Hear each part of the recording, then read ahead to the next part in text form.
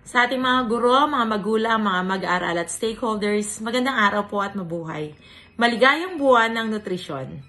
Sa temang Sapipan o Philippine Plan of Action for Nutrition, sama-sama sa nutrisyong sapat para sa lahat, at subtemang Food and Nutrition Security, maging priority, sapat na pagkain karapatan natin, sama-sama nating pagtuunan ang kahalagahan ng nutrisyon at seguridad sa pagkain. Bilang mga tagapagtaguyod ng kalusugan at edukasyon, ako ay naniniwala na ang sapat na nutrisyon ay karapatan ng bawat isa. Kaya naman, ako ay nananawagan sa lahat na makiisa sa pagtutulungan upang masigurado na ang bawat isa ay may akses sa ligtas at masustansyang pagkain.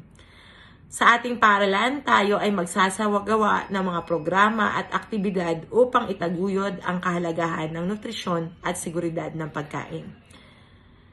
Ako ay umaasa na sa pamamagitan ng sama-samang pagkilos ay makakamit ang layunin na sapat na nutrisyon para sa lahat. Ngayon din, nais ko pong ibalita sa lahat na sa July 14 po, magsisimula ang school-based feeding program. Para po sa detalye, makipag-unayan po sa inyong mga guro.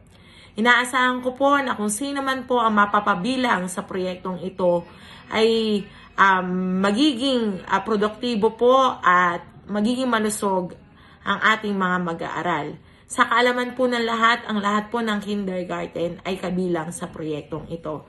At hinihiling ko na sa mga magulang ay makipag-ugnayan po tayo sa guro ng inyong mga anak. Maraming salamat po sa inyong suporta at kooperasyon. God bless po at mabuhay.